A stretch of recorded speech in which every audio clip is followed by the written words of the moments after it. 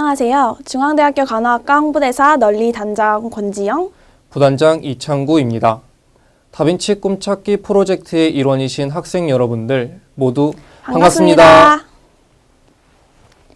네, 본격적으로 시작하기에 앞서 중앙대학교 간호학과에 대해서 먼저 알아봐야겠죠? 네, 맞습니다. 중앙대학교는 어떤 비전과 목표 아래에서 간호학과 학생들을 교육하고 있는지부터 중앙대학교를 선택할 수밖에 없는 이유, 그리고 중앙대학교 간호학과만의 차별화된 장점들까지 한번 보실까요? 가장 먼저 중앙대학교 간호학과의 교육 목표는 다음과 같습니다. 첫째, 교양과 전공 지식의 통합 능력을 습득한 자율적 간호교양인. 둘째, 전문인의 자질과 역량을 겸비한 실용적 간호 전문가. 셋째, 비판적 사고 능력과 연구 능력을 함양한 창의적 간호 연구자. 넷째, 국제적 경쟁력을 확보한 세계화된 개방적 간호 지도자. 다섯째, 섬김과 소통의 리더십을 실현하는 실천적 간호봉사인을 양성하는 것인데요. 이렇게 보면 이해하기가 살짝 어렵네요. 네, 그쵸. 하지만 걱정할 필요 없습니다. 중앙대학교 간호학과는 이런 비전과 목표를 학생들이 졸업 시 달성할 수 있도록 1학년부터 4학년까지 탄탄한 커리큘럼으로 구성되어 있고, 이 커리큘럼을 잘 따라온다면 앞서 말씀드린 교육 목표를 충족할 수 있습니다. 오, 그렇다면 우리 간호학과의 커리큘럼을 한번 살펴보지 않을 수 없겠는데요? 네, 먼저 1학년 커리큘럼입니다. 1학년은 전공 과목과 함께 다양한 교양 과목을 수강할 수 있도록 편성되어 있습니다. 특히 1학년 때는 간호 관련 과목뿐만 아니라 회계, 글쓰기, 영어 과목 등 다양한 학문을 경험할 수 있습니다. 그리고 전공 교과목 중에서는 해부학과 생리학, 생화학, 그리고 병원 미생물과 감염관리 과목들이 가장 기억에 남는데요. 네, 맞습니다. 저도 이 과목들을 통해서 신체의 구조와 생리기능, 대사과정 등 심화적으로 배우며 내가 정말 간호사가 되기 위해 의료계에 입문했구나 라는 생각을 할 수 있었던 것 같습니다. 저도 1학년 때 그런 생각을 했던 것 같아요. 그럼 2학년의 커리큘럼도 한번 보실까요? 2학년부터는 간호학이라는 단어가 많이 나오네요. 네, 2학년부터는 교양 과목과 함께 본격적으로 다양한 분야의 간호학을 배우게 됩니다. 저는 병태생리학, 임상양리학과 같은 전공 기초 교과목과 더불어 기본간호학, 성인간호학, 지역사회간호학, 아동간호학과 같이 다양한 간호 관련 교과목들을 수강하면서 간호학이라는 학문에도 정말 여러 분야가 있구나 하는 것을 배울 수 있었던 것 같습니다. 여러분, 간호사 면허증을 취득하기 위해서는 간호사 국가고시를 봐야 한다는 사실 알고 계신가요? 간호사 국가고시 출제 과목은 성인간호학, 여성건강간호학, 아동간호학, 지역사회간호학, 정신건강간호학, 간호관리학, 기본간호학, 보건의료관계법규로 총 8과목인데요. 2학년에서는 그중 기본간호학, 성인간호학, 지역사회간호학, 아동간호학을 배우게 됩니다. 먼저 기본간호학은 간호의 기본이자 모든 과목의 기초가 되는 교과목입니다. 활력징후부터 병원 내 안전과 위생과 같은 간호의 가장 기본적인 내용을 배우게 됩니다. 다음으로는 성인간호학이 있습니다.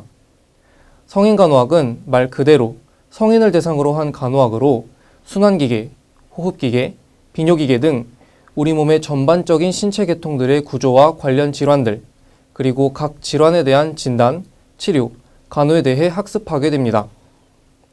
그리고 지역사회 간호학, 아동 간호학이 있네요. 지역사회 간호학은 여러분들에게는 조금 생소할 수 있지만 간호학을 언급할 때 절대 빼놓을 수 없는 중요한 과목 중에 하나입니다. 지역사회 간호학은 한마디로 간호사로서 지역사회를 건강하게 만들기 위해 배우는 학문이라고 생각하시면 됩니다.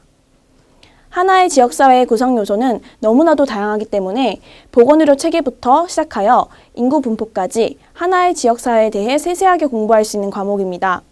여러분 집 주변의 보건소에서 보건직 간호공무원으로 근무하시는 분들이 이 과목과 아주 밀접하게 연관되어 있다고 볼 수 있습니다. 아동간호학은 여러분들도 예상하셨듯이 아동을 대상으로 한 간호학입니다. 아동은 신체적으로 그리고 사회, 심리학적으로도 성장 발달의 수준이 성인과 다르기 때문에 과목을 분리하여 아동간호학이라는 과목으로 따로 배우게 되는데요. 성장 발달, 그리고 입원 아동에 대한 간호부터 아동학대나 학교폭력과 같은 사회문제까지 배우는 학문입니다. 또 하나 중요한 점은 바로 2학년부터 교내 실습이 시작된다는 점입니다. 중앙대학교 간호학과에는 실제 병원 시설과 유사한 시뮬레이션 기관인 통합간호실습센터가 있습니다. 이곳에서 실습 마네킹을 비롯한 다양한 의료기구로 건강사정, 기본간호학 실습 과목에서 배우는 다양한 술기들을 실습해 볼 수 있습니다. 실습센터에 대한 자세한 내용은 뒤에서 설명드리겠습니다. 영상 끝까지 지켜봐 주세요.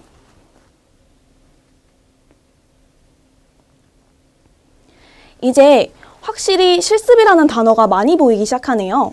네, 맞습니다. 3학년부터는 전공 교과목들을 위주로 커리큘럼이 구성되어져 있고 이때부터 본격적으로 간호학과의 핵심이라고 할 수 있는 병원 실습을 나가게 됩니다. 실습 과목도 대상에 따라 다양한 것을 볼 수 있는데요. 저희 학과는 매 학기마다 3개의 텀으로 나누어 실습과 이론 수업을 2주씩 교차하여 진행합니다. 3학년 실습에는 아동간호학 실습, 성인간호학 실습이 있고 지역사회 간호학 실습도 있습니다. 아동간호학, 성인간호학 실습에서는 병원에서 접한 환자의 사례를 활용해 내가 이 병동에서 이 환자를 담당하게 되었을 때 어떤 간호를 수행할지에 대한 간호 과정을 세우는 연습을 하게 됩니다.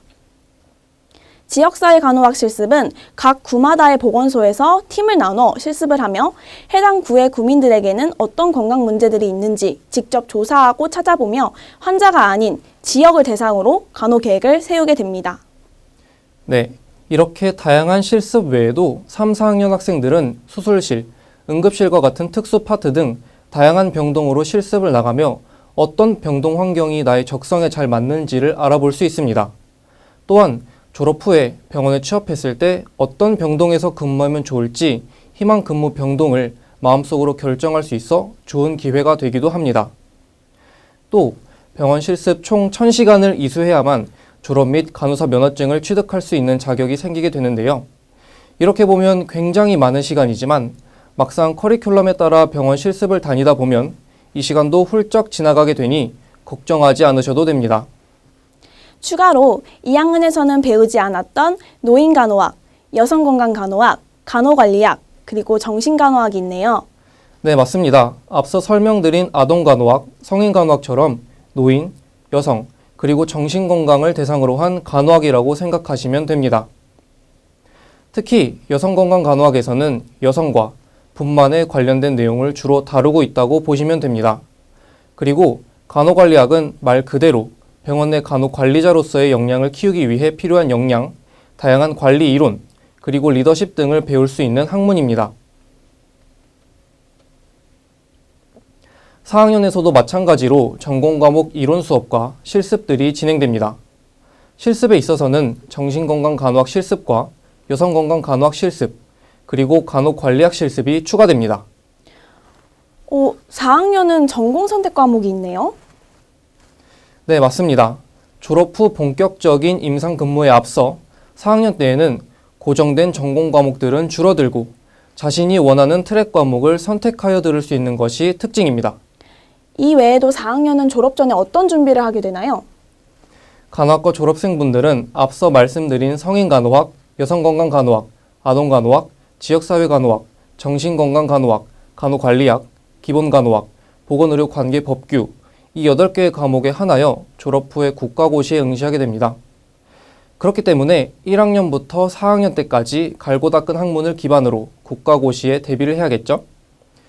이에 대비해 우리 중앙대학교 간호학과에서는 총 3번의 종합고사를 실시하며 종합고사를 통과하는 것이 졸업 자격 중 하나이기도 합니다. 중앙대학교 간호학과의 커리큘럼대로라면 정말 걱정 없이 졸업할 수 있겠는걸요? 네, 지금까지 중앙대학교 간호학과에 대해서 알아보았는데요. 수많은 간호학과 학생들이 중앙대학교 간호학과를 선택했던 이유가 있겠죠? 그렇습니다. 지금부터는 수많은 학생들이 중앙대학교 간호학과를 오게 된 이유, 중앙대학교 간호학과만의 특징 및 장점을 살펴보도록 하겠습니다. 첫 번째, 동문이 많다는 점입니다. 그렇기 때문에 졸업 후 멘토로 삼거나 의지할 수 있는 동기, 선배분들을 임상이나 다른 분야에서도 쉽게 찾을 수 있다는 것이 장점입니다. 두 번째, 이번 2020년도에도 새롭게 간호교육 인증평가에서 인증을 획득했다는 것입니다. 간호교육 인증평가를 받지 못한 간호학과는 간호사 국가고시에 응시할 수 없게 되는데요. 중앙대학교 간호학과는 5년 동안의 간호교육 인증을 획득하게 되었습니다. 앞으로 5년 동안은 졸업생들 모두 편하게 간호사 국가고시를 치를 수 있게 되는 것입니다. 세 번째, 바로 국내 최대 규모의 통합간호 실습센터를 운영하고 있다는 점인데요. 앞에서 말씀드렸듯이 2학년분들이 교내 실습을 수행하게 되는 곳이 바로 이 통합간호 실습센터입니다. 입구부터 응급실, 분만실, 수술실, 그리고 일반 병동까지 여러 종류의 간호 시뮬레이션을 실시할 수 있는 실제 병동과 거의 유사한 시설로 중앙대학교 간호학과 학생은 병원에 가지 않아도 실제 병원에서 실습하는 것과 같은 체험을 할 수 있습니다. 저는 처음 이 통합간호 실습센터를 갔을 때 병원 카운터와 모니터부터 침상까지 실제로 병원에 온 것과 같은 느낌을 받았어요. 또 분만실 같은 경우에는 자동으로 신생아 모형을 분만하는 임산부 마네킹을 통해 직접 분만 시뮬레이션을 할 수 있었던 점이 기억이 나네요. 그 외에도 다양한 마네킹과 의료기구들을 통해 여러 술기들을 효과적으로 학습할 수 있었습니다. 네 번째, 새로운 제2의 중앙대학교 병원이 개원을 앞두고 있습니다. 현재 중앙대학교 부속병원으로는 동작구에 위치한 중앙대학교 병원이 있는데요. 2021년도에는 광명시에 새로운 중앙대학교 병원인 광명중앙대학교 병원이 완공될 예정입니다. 지금까지 중앙대학교 간호학과 전공 소개였습니다. 홍보대사 널리가 여러분의 꿈을 응원합니다. 자, 이제부터는 실습키트 활용법을 말씀드리겠습니다. 이번에는 저희가 간호의 기본이라고 할 수 있는 활력징후 측정법과 멸균장갑 착용법을 직접 보여드리며 소개하는 시간을 가져보려고 하는데요. 두 용어가 여러분들에게는 조금 생소할 수도 있을 것 같아요. 하나씩 차근차근 설명드린 후 실제로 수행하는 법을 직접 보여드리도록 하겠습니다. 먼저 활력징후에 대해서 알아볼까요? 활력징후란 맥박, 호흡, 체온, 혈압과 같이 생물에게 있어서 생명이 있다는 것을 입증해주는 징후가 되는 요소입니다. 쉽게 말해 환자의 상태를 관찰하여 반응을 평가함으로써 신속하고 효율적으로 적절한 의료적 처치를 수행할 수 있게 해주는 기초적 자료가 됩니다. 마치 환자의 시그널과 같다고 할 수 있죠. 아마 병원에 입원을 해본 친구라면 간호사 선생님께서 활력징후를 측정해 주신 경험이 있을 거예요. 그래서 활력징후는 주로 환자가 보건의료기관에 입원했을 때, 가정 방문을 하여 환자를 살펴볼 때, 그 외에 환자가 특이한 신체 증상을 호소할 때, 수혈 전, 중, 후, 외과적인 처치 및 침습적인 진단검사 전후를 비롯해 많은 상황에서 측정을 필요로 합니다. 실제 병원에서는 몇 분, 몇 초 차이로도 환자의 활력 징후가 심하게 변화될 수 있고 이는 환자의 생명과 직결됩니다. 그렇기 때문에 환자의 활력 징후 측정은 바로 옆에서 지켜보는 간호사가 해야 하는 가장 중요한 간호라고 할 수 있습니다. 그렇다면 활력 징후는 어떻게 측정하는지 알아보기 전에 무엇을 활력 징후라고 하는 것인지 알려드리도록 하겠습니다. 바로 체온, 맥박, 호흡, 혈압 이렇게 4가지입니다. 먼저 체온은 최근 여러분도 쉽게 접하였고 어딜 가나 측정할 수 있을 거예요. 저 역시 오늘 촬영 전에도 체온을 재고왔답니다. 그런데 여러분, 잘 생각해 보시면 여러분들께서 봐왔던 체온계마다 모양이나 측정하는 위치가 달랐던 것 같지 않나요? 체온은 여러 부위에서 여러 유형의 기구를 통해 측정할 수 있답니다. 여러분께서 어릴 적 병원에서 쟀던 귀로 측정하는 고막 체온계도 있고요. 입에 체온계를 물어서 측정하는 구강 체온도 있습니다. 구강을 측정하는 게 불가능하다면 직장에서 측정하기도 하고요. 그 외에 겨드랑이나 피부 등 측정할 수 있는 부위는 다양하답니다. 이것은 겨드랑이에서 체온을 측정할 수 있는 애과체온계라고 합니다. 뚜껑을 열고 이 팁 부위를 겨드랑이 중앙에 놓고 버튼을 누른 뒤 잠시 기다리면 체온이 측정됩니다. 일반적으로 요즘 카페나 식당, 독서실 등에서는 측두 동맥 체온계를 사용하고 있습니다. 빠르게 또 접촉 없이 측정이 가능하기 때문입니다. 병원에서도 마찬가지로 환자의 상황에 맞는 적절한 체온 측정 부위와 기구를 선택해야 합니다. 일반적으로 정상 체온의 범위는 36도에서 37.5도 사이입니다. 하지만 이건 역시 앞서 말씀드린 측정 부위에 따라 조금씩 달라질 수 있어요. 예를 들면 직장 체온은 구강으로 재는 체온보다 0.5도가 높고 겨드랑이에서 재는 애가 체온은 구강 체온보다 0.5도가 낮습니다. 그래서 간호사는 측정 방법별 정상 체온 범위를 알고 있어야 해요. 다음은 맥박에 대해서 알아볼까요? 맥박은 심장이 운동하는 걸 동맥을 통해 듣는 것입니다. 혈액의 박동을 손으로 촉진하거나 청진기를 통해 청진할 수 있습니다. 손으로 촉진을 할 때에는 이렇게 두 손가락 혹은 세 손가락으로 동맥 부위를 눌러주시면 됩니다. 단, 엄지는 안 돼요. 엄지로 측정할 경우 환자가 아닌 간호사 자신의 엄지에 흐르는 동맥을 측정할 가능성이 있습니다. 주로 측정하는 부위는 손목 안쪽인 요골동맥과 팔꿈치의 앞부분인 상완동맥, 목 아래의 경동맥, 이마의 옆부분인 측두동맥과 다리의 대퇴동맥과 발목 부분의 족배동맥 등이 있습니다. 동맥이 뛰는 부분들에 손가락을 얹고 박동을 찾아서 들으면 됩니다. 맥박 역시 정상 범위가 있겠죠? 성인의 정상 맥박 범위는 60에서 100회입니다. 신생아기에는 100회에서 160회가 정상이었다가 영유아 및 학령기를 거치면서 점차 줄어들고 성인이 되면 안정적으로 60에서 100 사이가 측정됩니다. 하지만 운동 직후나 자세에 따라서 조금은 달라질 수도 있다는 점, 그리고 선천적으로 섬액이거나 운동선수의 경우에도 다를 수 있다는 점을 기억해 주세요. 호흡은 우리 몸의 많은 신체 기능과 연결되어 있다고 할 수 있습니다.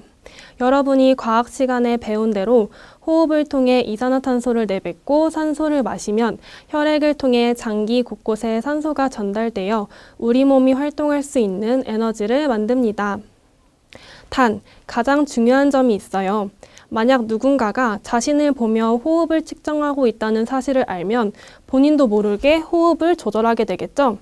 그렇기 때문에 환자의 정확한 호흡수와 깊이를 측정하기 위해서는 호흡을 측정한다는 사실을 환자가 눈치채지 못하게 측정해야 한다는 점이 중요합니다. 그래서 맥박을 측정한 직후 환자의 손목에 간호사의 손을 올려놓은 채로 눈으로만 환자의 가슴과 배의 움직임을 관찰하여 횟수를 측정하면 됩니다. 성인의 정상 호흡 범위는 12에서 20회입니다. 앞서 맥박처럼 호흡 역시 나이가 어릴수록 더 많은 것을 알 수 있습니다. 이제 마지막으로 혈압에 대해서 설명드리겠습니다. 혈압은 심장에서 나온 혈액이 동맥혈관 벽에 미치는 힘을 측정한 것입니다.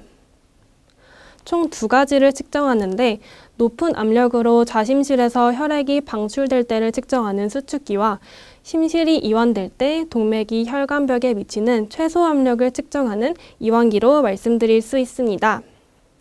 자동으로 혈압을 측정해주는 기구를 사용하지 않고 수동으로 측정할 경우에는 혈압계와 청진기를 통해서 측정하는데 혈압 역시 측정에 여러 부위를 사용할 수 있지만 주로 상완동맥이라고 불리는 이 위쪽 팔 부위에서 많이 측정합니다. 직접 혈압을 측정하는 원리는 측정하고자 하는 부위에 압력을 가해 서서히 불면서 압력을 측정하는 방식입니다. 성인의 정상 혈압 범위 수치는 수축기 100에서 120, 이완기 60에서 80회 정도입니다. 이제 활력징후 측정법을 실습해 볼 텐데요. 체온, 맥박, 호흡, 혈압 중 저희가 보여드릴 실습은 혈압 측정법입니다. 집중해서 보시고 받은 실습 키트로 따라해 주세요. 물과 비누로 손위생을 실시합니다. 필요한 물품을 준비하고 혈압계의 작동 여부를 확인합니다. 준비한 물품을 가지고 대상자에게 가서 간호사 자신을 소개합니다. 안녕하세요. 담당 간호사 권지영입니다. 손소독제로 손위생을 실시한 후 대상자의 이름을 개방형으로 질문하여 대상자를 확인하고 환자 리스트 그리고 입원 팔찌를 대조하여 대상자의 이름과 등록번호를 확인합니다. 환자분 성함이 어떻게 되시나요? 태윤입니다. 환자분 등록번호 확인하겠습니다. 네, 확인되셨습니다. 대상자에게 혈압 측정의 목적과 절차를 설명합니다. 대상자가 편안한 자세를 취하게 한 후 대상자의 팔을 심장 높이로 놓은 후 팔을 노출시킵니다. 환자분 편한 자세로 취해주세요.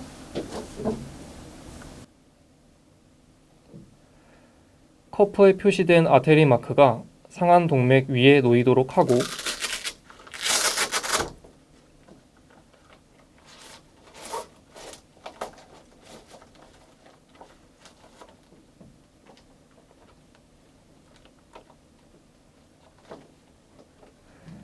상안 동맥 2에서 3cm 위에 손가락 하나가 들어갈 정도의 여유를 두고 커프를 감습니다.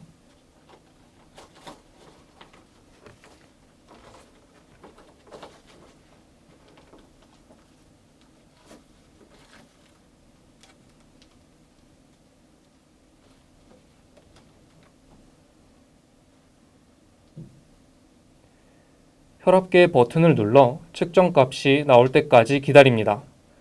이때 정확한 측정을 위해 말을 하거나 팔을 움직이지 않도록 합니다.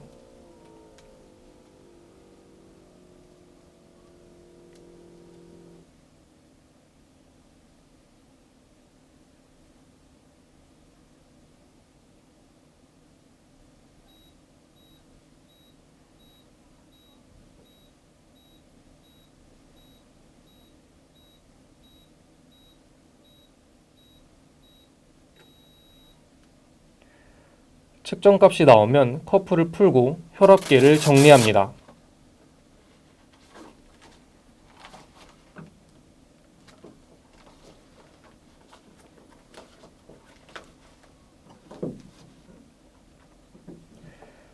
대상자의 환희를 정리해 줍니다. 측정한 혈압을 기록합니다.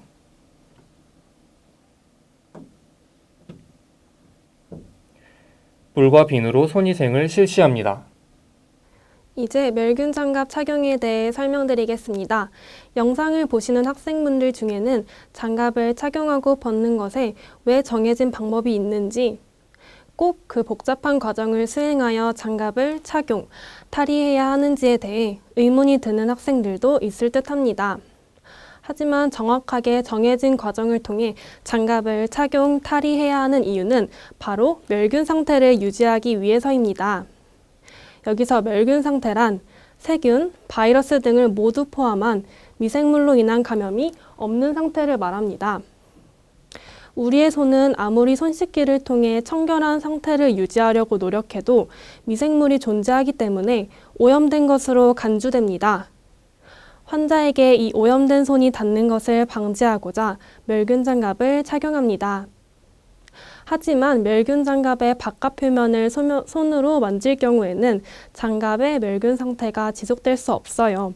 그렇기 때문에 멸균 장갑 착용 시에는 장갑 바깥 표면에 손이 접촉되지 않고 장갑 탈의 시에는 바깥 표면에 묻은 분비물이 손에 닿지 않도록 주의해야 합니다. 하지만 장갑을 착용하는 것이 손 씻기를 대신하는 것은 아니니 장갑을 착용하기 이전 손 씻기 역시 필수입니다. 이렇게 간호사가 멸균 장갑 착용과 탈의에 대해 엄격하게 배우는 이유는 멸균이 유지되어야 하는 모든 상황에서 이 과정이 필요하기 때문입니다. 장갑을 착용하는 것을 통해 환자는 미생물에 의한 감염으로부터 보호받을 수 있고 간호사는 분비물로 인해 본인의 손이 오염되는 것을 방지할 수 있습니다. 멸균 장갑은 용도와 요구되는 멸균 수준에 따라 개방식과 폐쇄식 착용으로 구분할 수 있습니다. 폐쇄식 착용법은 보다 높은 멸균 수준을 유지할 수 있기 때문에 수술 시 수술 가운과 함께 착용하는 방법입니다. 개방식 착용법은 일반적으로 비수술 대상자 관리에서 환자의 혈액, 체액, 분비물, 배설물 등과 접촉 가능성이 있는 모든 경우를 보호하기 위해 사용합니다. 장갑 착용을 준비할 때에는 허리 위로 올라오는 청결한 바닥에 장갑을 둡니다. 허리선 밑에 있거나 등 뒤에 있는 모든 것을 비멸균 상태로 간주하기 때문입니다. 또 간호사에게 적합한 크기의 장갑을 착용하는 것도 중요하겠죠? 사소해 보이겠지만 모두 중요한 고려사항입니다. 장갑을 착용한 이후 의료진은 자신의 손 위치를 의식하고 허리 위로 손을 올리고 있어야 합니다. 또한 장갑이 오염된 물품이나 오염 여부를 모르는 물품과 접촉했다면 새로운 멸균 장갑을 착용해야 합니다. 지금까지 멸균 장갑의 착용 이유와 착용 시기, 멸균 유지 방법에 대해 설명드렸습니다. 오늘 실습에서는 개방식 멸균 장갑의 착용 및 탈의법에 대해 다루도록 하겠습니다. 감사합니다. 물과 비누로 손을 씻은 후 충분히 말립니다. 멸균 장갑의 유효 날짜와 크기를 확인한 후 멸균 장갑이 든 포장지를 허리 수준 높이 위치해 깨끗하고 마른 표면 위에 놓습니다.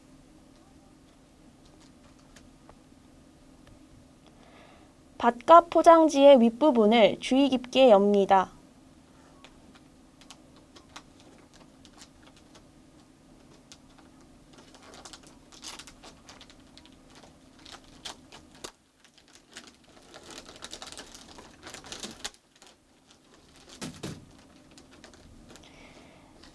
내부 포장을 조심스럽게 열고 멸균 장갑에 접힌 커프 부분이 착용하는 사람과 가깝게 되도록 포장을 놓습니다.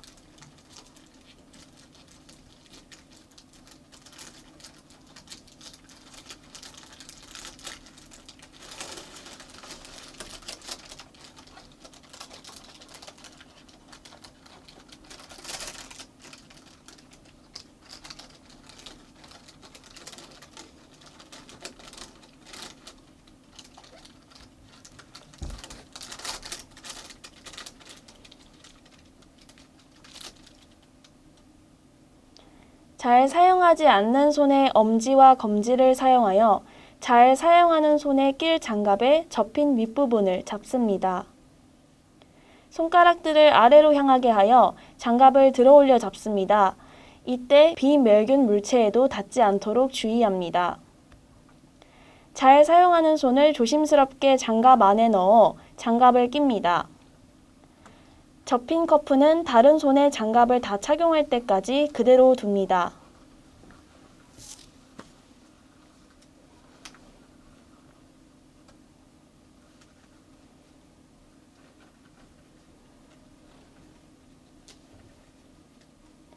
장갑 낀 손의 엄지를 바깥쪽으로 한 채 내 손가락을 남은 장갑에 접힌 커프 부분 밑으로 집어넣어 장갑을 들어 올립니다.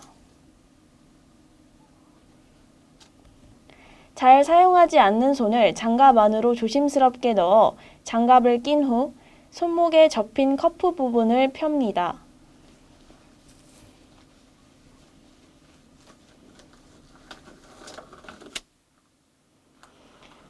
먼저 낀 장갑에 접힌 커프 부분도 편 다음 양손의 장갑을 잘 조절하여 완전히 착용합니다.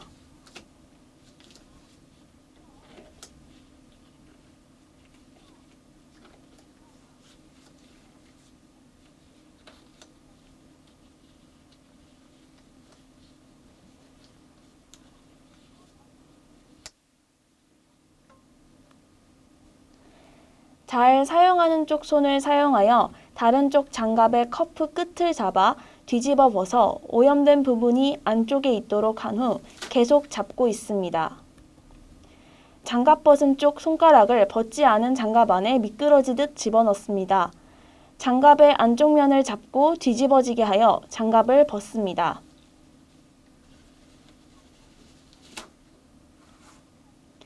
의료 폐기물 전용 용기에 장갑을 버리고 손을 씻습니다.